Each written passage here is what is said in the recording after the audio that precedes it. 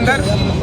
ఈరోజు తెలంగాణ రాష్ట్ర వ్యాప్తంగా ఉన్నటువంటి 33 జిల్లాలు మండల స్థాయిలో మాలలు కాంగ్రెస్ పార్టీ జెండాను రేవంత్ రెడ్డి దిష్టి బొమ్మను అదేవిధంగా బట్టి విక్రమార్కు దిష్టి బొమ్మను దగ్ధం చేయడం జరుగుతుంది.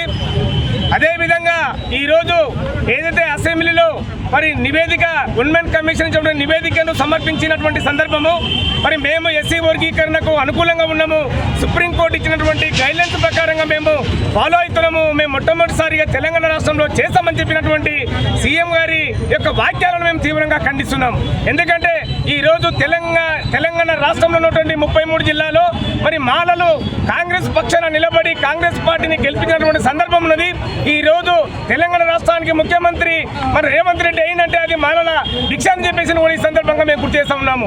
ఈ రోజు మరి మాలలకు తీవ్ర అన్యాయం చేసిరు. మరి ఏదైతే ఎంపికల్ డాటా సుప్రీంకోర్టు ఇచ్చినటువంటి గైడ్లైన్స్ ఏదైతే ఉందో మరి ఎంపికల్ డాటా తీసిన తర్వాత మరి షెడ్యూల్ కులాల్లో వెనుకబడ్డ వాళ్ళను గుర్తించి వారిని అన్ని విధాలుగా మరి ఆదుకోవాలి. వారికి మరి ప్రత్యేకమైనటువంటి రిజర్వేషన్ ప్రత్యేకమైనటువంటి మరి బడ్జెట్ని కేటాయించాలని చెప్పి చెప్తే ఈ రోజు మాలలకు తీవ్ర అన్యాయం చేసినటువంటి రేవంత్ రెడ్డి పార్టీని భూస్థాపితం చేస్తాం. మరి గతంలో కూడా ఎస్సీ వర్గీకరణ చేసినటువంటి టీడీపీ పార్టీ మరి తెలంగాణ రాష్ట్రంలో రూపం లేకుండా పోయింది.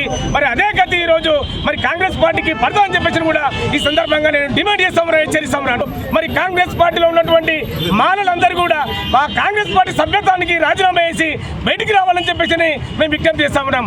మరి కాంగ్రెస్ పార్టీలో ఉన్నటువంటి ప్రజాప్రతినిధులు మాల సామాజిక వర్గానికి సంబంధించిన ప్రజాప్రతినిధులందరూ కూడా రాజీనామా చేసి బయటికి రావాలి. లేకుంటే ఆ మాల ప్రజాప్రతినిధి ఇంటి ముందర ధర్నా చేస్తాము, వాళ్ళ ఇంట్లో ముట్టడి చేస్తాము. అదేవిధంగా కాంగ్రెస్ పార్టీ ఆఫీసును గాంధీ భవన్ కూడా ముట్టడి చేస్తామని చెప్పిన సందర్భంగా మేము డిమాండ్ చేస్తున్నాం, హెచ్చరిస్తాం.